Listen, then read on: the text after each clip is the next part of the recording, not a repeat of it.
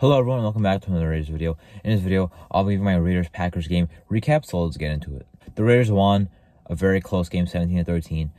Of course, very close game all the way through. Had some lead changes in there, four I believe, lead changes. So, the Raiders walk out of there with a win. Not the best win at all, only with 17-13. The offense still cannot put up 20 points or more on the scoreboard. But the defense played really well. I thought for the most part they played pretty well last week, and definitely played well this game. I mean, the Raiders defense getting 3 interceptions in one game and, forcing a game-winning interception is not something that I've seen often. Most of the times our defense would allow the, touchdown there, and the Packers would have taken the lead, and then our offense would have to, respond to that. But, getting a stop there was huge. Of course, McRobertson with the interception, but overall 3 in the whole game. Pressure, pretty much all game I'd say on Jordan Love, even though he only had 2 official sacks. One of them was not really a sack. Trevor Merrick just ran Jordan Love out of bounds, but had pressure. Malcolm Koonce continues to dominate, even though he's not getting sacks.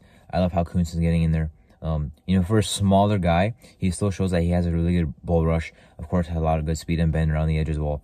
And he's not that bad in run defense. So, I really like him there. Just has to actually finish more on the quarterback. But the pressure has looked better. The D tackles have looked better. The run defense, it didn't look too good, but statistically, it looked, pretty solid on paper at least. H. Dillon had under 4 yards to carry. Now the run game looked stronger with Jordan Love scrambling two times for some big gains, but overall, I like how we looked in run defense. Of course, pass defense was the huge part. Love had a tough time completing passes, only 16 on his 30 attempts, so that was really good to see. Under 200 yards, so the defense played really well. Our only touchdown allowed was on a short field. Our offense had an interception, same as last week. 2 fumbles put our defense in a bad spot, but the defense, besides that, gave up 6 points. So I love how the defense is playing. The offense, I don't think looked bad in terms of moving the ball. I think we could move the ball in this game. The pass protection not look too good. The run game looked good, but on paper it still did not look that good. Jacobs had 5 yards to carry, somewhere around there. And the offense, I feel like did a nice job of, at least, even though we didn't feed Devontae Adams, only 4 catches for 45 yards, still could get the ball to other people. Jacoby Myers having a really good game. Mayer had a game plan to give Michael Mayer the ball.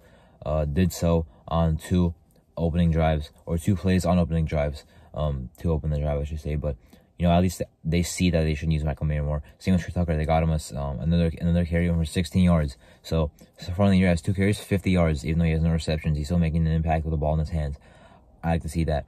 Renfrow had a catch for 7 yards. Hooper had 2 catches, but overall, seeing the Titans get 4 catches combined, is pretty convincing. In the last 2 weeks, we had 1 catch from the Titans combined. So I like seeing that.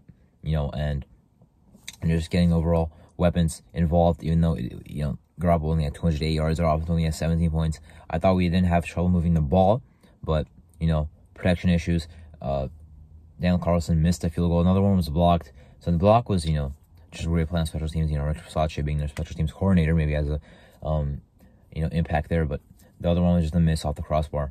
Not worried about Daniel Carlson, but those are kicks he usually does make. Like when Daniel Carlson goes out there for a 53-yarder, you usually trust him to make it, and he usually does. But missed one off the crossbar this time.